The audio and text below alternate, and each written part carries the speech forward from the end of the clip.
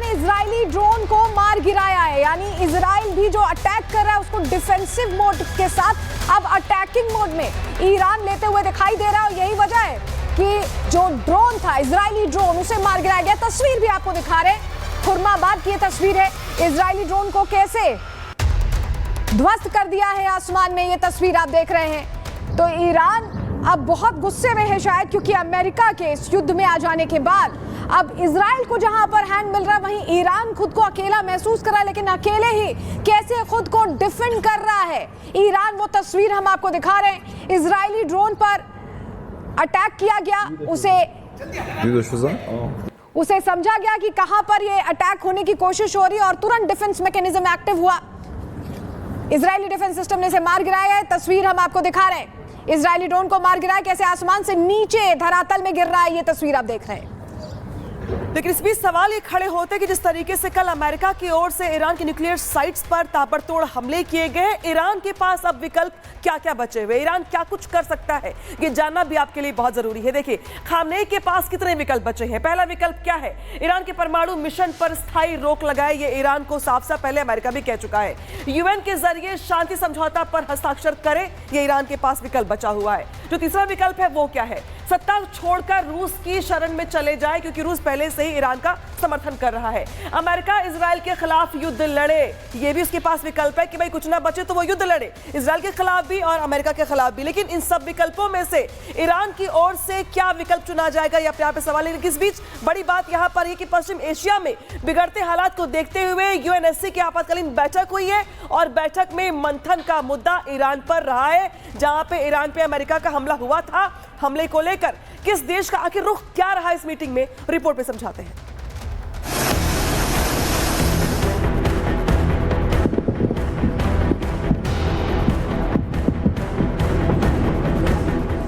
Iran Israel युद्ध में America खुलकर एंट्री कर चुका है।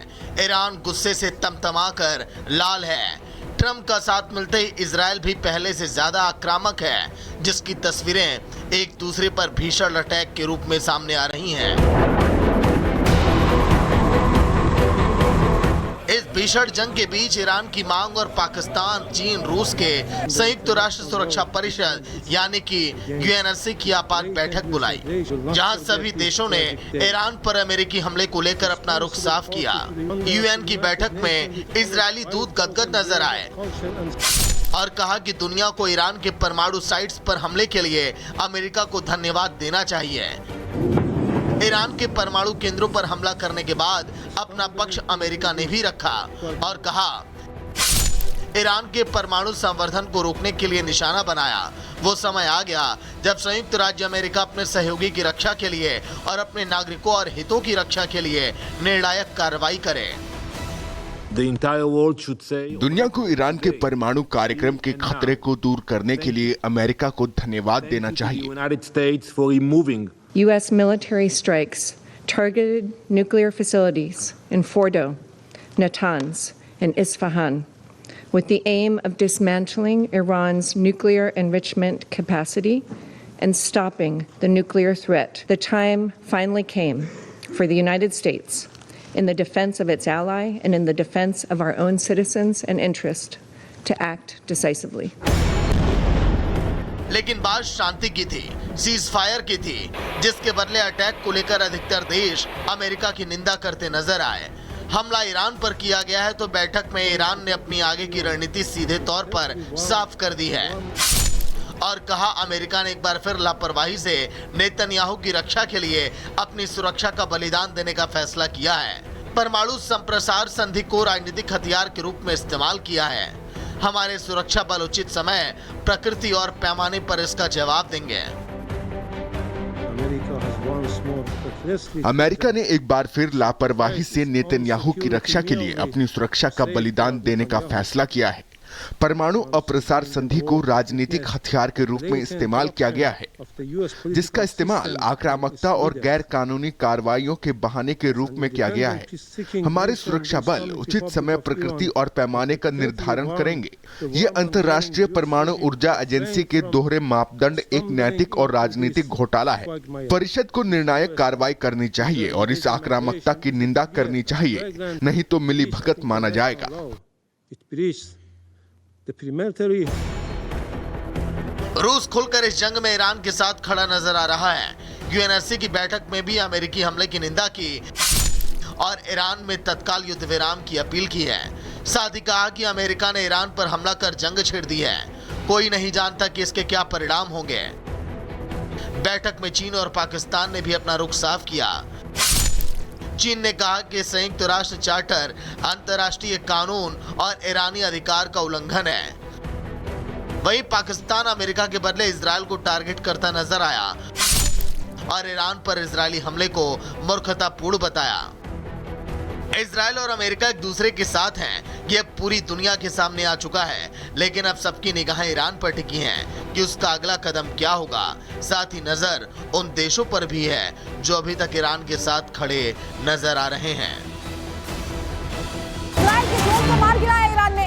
ईरान की वायुसेना ने इजरायली ड्रोन को मार गिराया है, यानी इजराइल भी जो अटैक कर रहा है उसको डिफेंसिव मोड के साथ अब अटैकिंग मोड में ईरान लेते हुए दिखाई दे रहा है। और यही वजह है कि जो ड्रोन था, इजरायली ड्रोन, उसे मार गिराया गया। तस्वीर भी आपको दिखा रहे हैं, खुर्माबाद की ये तस्वीर है। इजरायली ड्रोन को कैसे ध्वस्त कर दिया है आसमान में, ये तस्वीर आप देख रहे हैं। तो ईरान अब बहुत गुस्से में है शायद, क्योंकि अमेरिका के इस युद्ध में आ जाने के बाद अब इजराइल को जहां पर हैंड मिल रहा है, वहीं ईरान खुद को अकेला महसूस कर रहा है। लेकिन अकेले ही कैसे खुद को डिफेंड कर रहा है ईरान, वो तस्वीर हम आपको दिखा रहे हैं। इजरायली ड्रोन पर अटैक किया गया, उसे समझा गया कि कहां पर ये अटैक होने की कोशिश हो रही है और तुरंत डिफेंस मैकेनिज्म एक्टिव हुआ। इजरायली डिफेंस सिस्टम ने इसे मार गिराया है। तस्वीर हम आपको दिखा रहे हैं, इजरायली ड्रोन को मार गिराया, कैसे आसमान से नीचे धरातल में गिर रहा है, ये तस्वीर आप देख रहे हैं। लेकिन इस बीच सवाल ये खड़े होते हैं कि जिस तरीके से कल अमेरिका की ओर से ईरान की न्यूक्लियर साइट्स पर ताबड़तोड़ हमले किए गए, ईरान के पास अब विकल्प क्या क्या बचे हुए, ईरान क्या कुछ कर सकता है, ये जानना भी आपके लिए बहुत जरूरी है। देखिए, खामनेई के पास कितने विकल्प बचे हैं। पहला विकल्प क्या है? ईरान के परमाणु मिशन पर स्थायी रोक लगाए। ये ईरान को साफ साफ पहले अमेरिका भी कह चुका है। यूएन के जरिए शांति समझौता पर हस्ताक्षर करे, ये ईरान के पास विकल्प बचा हुआ है। जो तीसरा विकल्प है वो क्या है? सत्ता छोड़कर रूस की शरण में चले जाए, क्योंकि रूस पहले से ही ईरान का समर्थन कर रहा है। अमेरिका इजराइल के खिलाफ युद्ध लड़े, ये भी उसके पास विकल्प है कि भाई कुछ ना बचे तो वो युद्ध लड़े, इजराइल के खिलाफ भी और अमेरिका के खिलाफ भी। लेकिन इन सब विकल्पों में से ईरान की ओर से क्या विकल्प चुना जाएगा, ये अपने आप में सवाल है। लेकिन इस बीच बड़ी बात यहां पर है कि पश्चिम एशिया में बिगड़ते हालात को देखते हुए यूएनएससी की आपातकालीन बैठक हुई है और बैठक में मंथन का मुद्दा ईरान पर रहा है। जहां पे ईरान पे अमेरिका का हमला हुआ था, हमले को लेकर किस देश का आखिर रुख क्या रहा इस मीटिंग में, रिपोर्ट में समझाते हैं।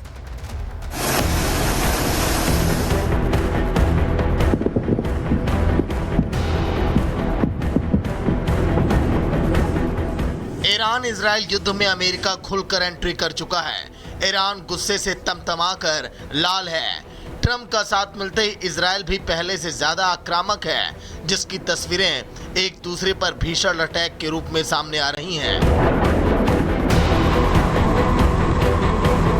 इस भीषण जंग के बीच ईरान की मांग और पाकिस्तान, चीन, रूस के संयुक्त राष्ट्र सुरक्षा परिषद यानी कि यूएनएससी की आपात बैठक बुलाई, जहां सभी देशों ने ईरान पर अमेरिकी हमले को लेकर अपना रुख साफ किया। यूएन की बैठक में इजरायली दूत गदगद नजर आए और कहा कि दुनिया को ईरान के परमाणु साइट्स पर हमले के लिए अमेरिका को धन्यवाद देना चाहिए। ईरान के परमाणु केंद्रों पर हमला करने के बाद अपना पक्ष अमेरिका ने भी रखा और कहा ईरान के परमाणु संवर्धन को रोकने के लिए निशाना बनाया। वो समय आ गया जब संयुक्त राज्य अमेरिका अपने सहयोगी की रक्षा के लिए और अपने नागरिकों और हितों की रक्षा के लिए निर्णायक कार्रवाई करे। दुनिया को ईरान के परमाणु कार्यक्रम के खतरे को दूर करने के लिए अमेरिका को धन्यवाद देना चाहिए। U.S. military strikes targeted nuclear facilities in Fordo, Natanz, and Isfahan with the aim of dismantling Iran's nuclear enrichment capacity and stopping the nuclear threat. The time finally came for the United States, in the defense of its ally and in the defense of our own citizens and interest, to act decisively. लेकिन बात शांति की थी, cease fire की थी, जिसके बदले attack को लेकर अधिकतर देश अमेरिका की निंदा करते नजर आए। हमला ईरान पर किया गया है तो बैठक में ईरान ने अपनी आगे की रणनीति सीधे तौर पर साफ कर दी है और कहा अमेरिका ने एक बार फिर लापरवाही से नेतन्याहू की रक्षा के लिए अपनी सुरक्षा का बलिदान देने का फैसला किया है। परमाणु संप्रसार संधि को राजनीतिक हथियार के रूप में इस्तेमाल किया है। हमारे सुरक्षा बल उचित समय, प्रकृति और पैमाने पर इसका जवाब देंगे। अमेरिका ने एक बार फिर लापरवाही से नेतन्याहू की रक्षा के लिए अपनी सुरक्षा का बलिदान देने का फैसला किया है। परमाणु अप्रसार संधि को राजनीतिक हथियार के रूप में इस्तेमाल किया गया है, जिसका इस्तेमाल आक्रामकता और गैर कानूनी कार्रवाइयों के बहाने के रूप में किया गया है। हमारे सुरक्षा बल उचित समय, प्रकृति और पैमाने का निर्धारण करेंगे।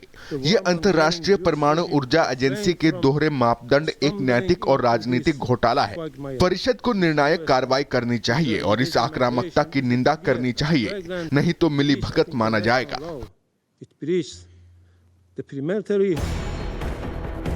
रूस खुलकर इस जंग में ईरान के साथ खड़ा नजर आ रहा है। यूएनएससी की बैठक में भी अमेरिकी हमले की निंदा की और ईरान में तत्काल युद्ध विराम की अपील की है। साथ ही कहा कि अमेरिका ने ईरान पर हमला कर जंग छेड़ दी है।